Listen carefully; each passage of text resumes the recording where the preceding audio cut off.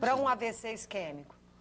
Antes dessas novas terapêuticas, o tratamento, a gente tem um tratamento de base, né, medidas gerais, que evitam que aquela área de necrose, como eu disse, aumente. Então, você tem várias medidas gerais, posição do indivíduo, alguns medicamentos, oxigenação, controle de glicose, controle de temperatura, vários fatores podem aumentar aquela área de necrose. Então, a gente só fazia isso, estabilizar o paciente para que ele não tivesse uma área de necrose muito grande, mas ele iria ter uma área de necrose. Então, e muitas vezes manter a vida do paciente.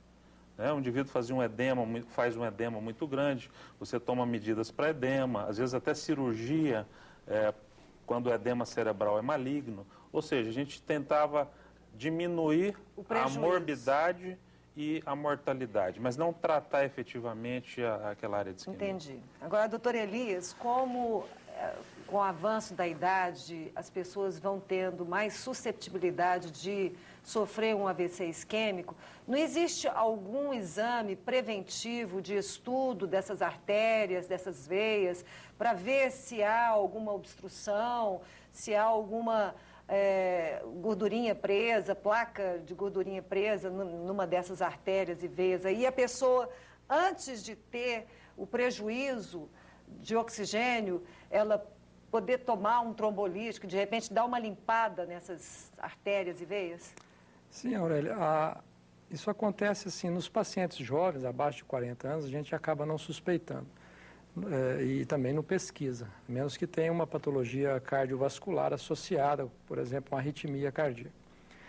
Fora isso, o paciente procura primeiro, quando tem alguma doença associada, o cardiologista, que é o grande médico que recebe a maioria desses pacientes com doença aterosclerótica. E a partir daí é feita uma investigação das artérias associadas, as carótidas, as artérias renais, mas principalmente o primeiro sintoma, na maioria dos pacientes, é a parte cardiológica.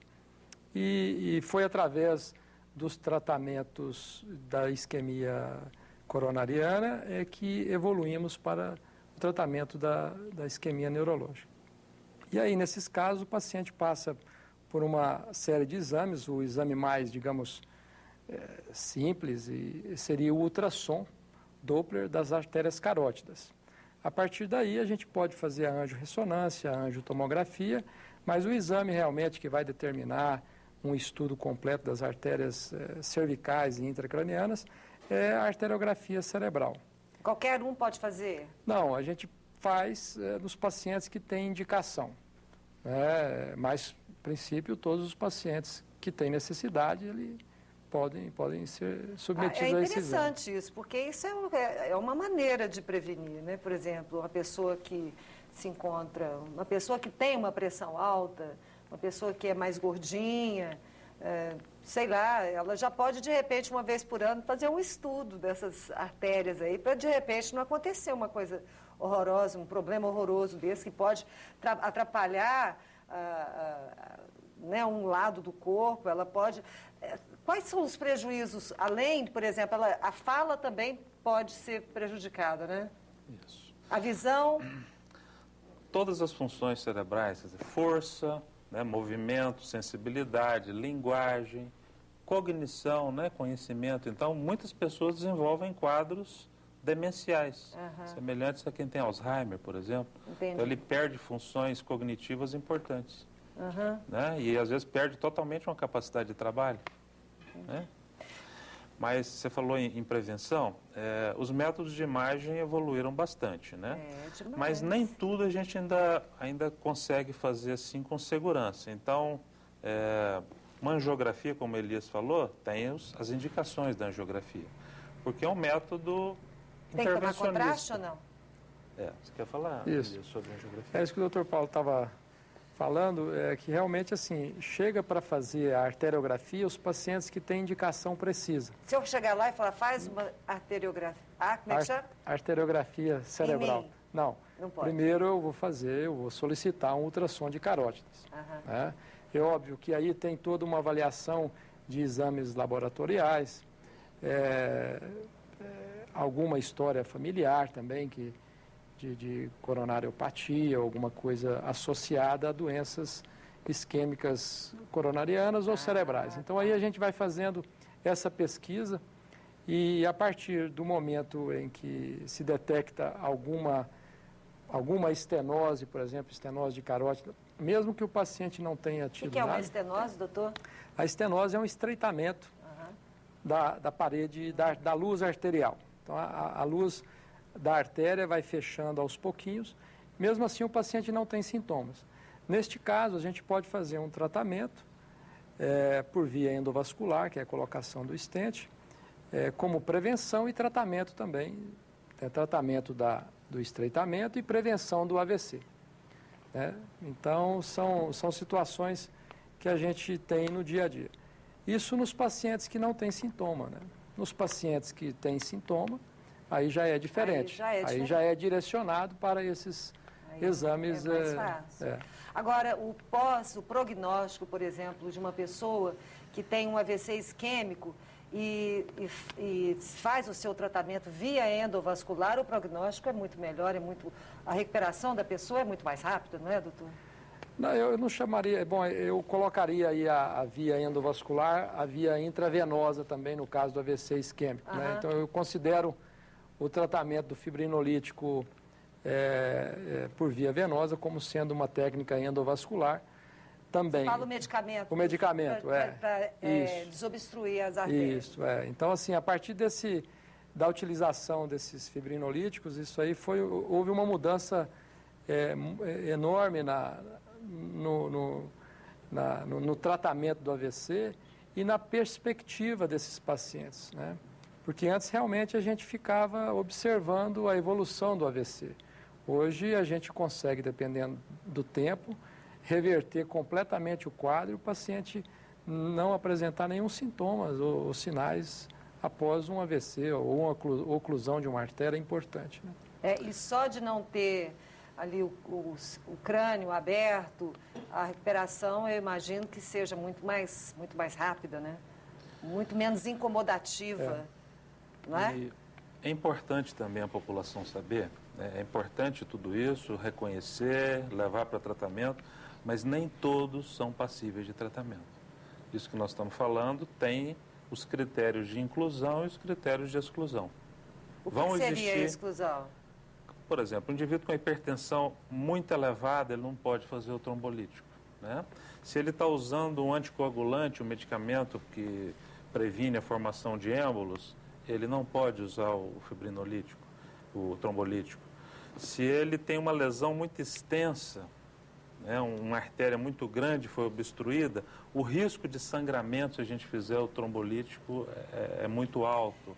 Então, nem todos podem fazer esse tipo de tratamento. Aí encaminha direto. Claro que é o que ele colocou. Aí a gente tem outras opções terapêuticas, né, com risco menor.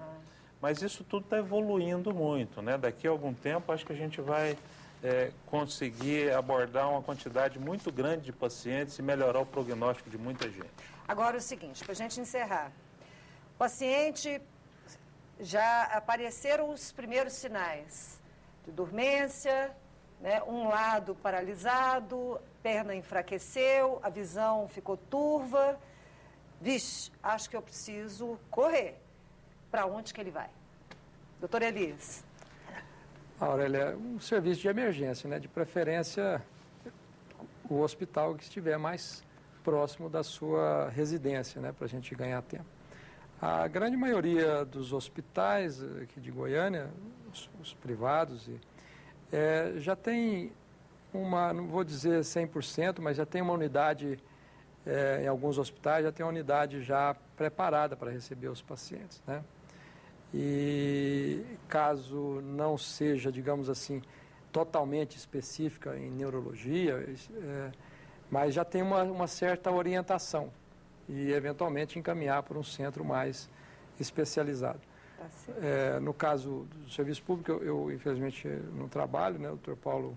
Doutor Paulo, você trabalha do Hugo, não é, doutor? Nós trabalhamos. Só uma coisa, um traumatismo, por exemplo, pode... com um traumatismo craniano, pode surgir um coágulo e de repente fazer um AVC isquêmico? Sim. Pode, o traumatismo craniano ele pode levar a um sangramento semelhante ao do aneurisma e também formação de coágulos. Coágulos. Pode lesar uma artéria, dissecar uma artéria, trombosar Então, a uma pessoa, por artéria e exemplo, que causar levar um uma AVC. pancada também, ela deve ficar atenta, porque de repente pode surgir aí uma surpresa, né? E as complicações do próprio trauma, né? As hemorragias intracerebrais decorrentes do próprio trauma. Então, trauma. Tá certo. Então, importante. doutor Elias, aquela câmera para dar um recado final para as pessoas. Assim. Então, a ideia da gente promover esta entrevista foi realmente informar a população da gravidade que é um AVC. E também alertar, né, a todos que não percam tempo, né? Procura a unidade de saúde mais próxima da sua residência, ou pede o SAMU, né, que ajuda, 192, para que ele possa encaminhá-lo e para que a gente possa, eventualmente, fazer um tratamento eficaz e evitar que tenha algum tipo de dano maior nas suas funções diárias, né? Esse é meu... Doutor, isso tudo que você falou da sua forma de abordagem de um AVC é o mesmo que uma embolização? É um pouco diferente, porque na embolização significa fechar alguma coisa e no tratamento do AVC a gente quer abrir a artéria. Mas o material que a gente utiliza é praticamente o mesmo. São microcatéteres, microguias, estentes, balões e sistema de aspiração. E a técnica praticamente é a mesma. Uhum. Doutor Paulo, um recadinho final. Bom, para a população, então, o mais importante é isso, aprender a reconhecer e agir rapidamente quando o déficit neurológico se instalar, procurar um serviço de emergência. E a segunda etapa é que nós tenhamos serviços de emergência realmente preparados para atender a população, tratar adequadamente a população. No setor privado, a gente já tem, aqui em Goiânia, pelo menos 2 hospitais bem estruturados para isso. No setor público, a gente está trabalhando para isso, junto ao governo do estado. Eu também trabalho em hospitais públicos ligados à formação de neurologistas. E a gente está brigando para colocar o medicamento, esse tratamento medicamentoso, trabalhando para formar equipes de neuroradiologia para que a intervenção, quando necessária, seja feita. E todo mundo sabe que é um pouco mais complexo o setor público, mas a gente está batalhando para que todos tenham acesso a esse tipo de tratamento. O SAMU vai ser uma peça primordial mesmo para levar o paciente rapidamente, mas a família tem que detectar rapidamente o déficit e chamar o SAMU e levar rapidamente para o hospital, seja público ou privado. Quero agradecer a participação de vocês dois.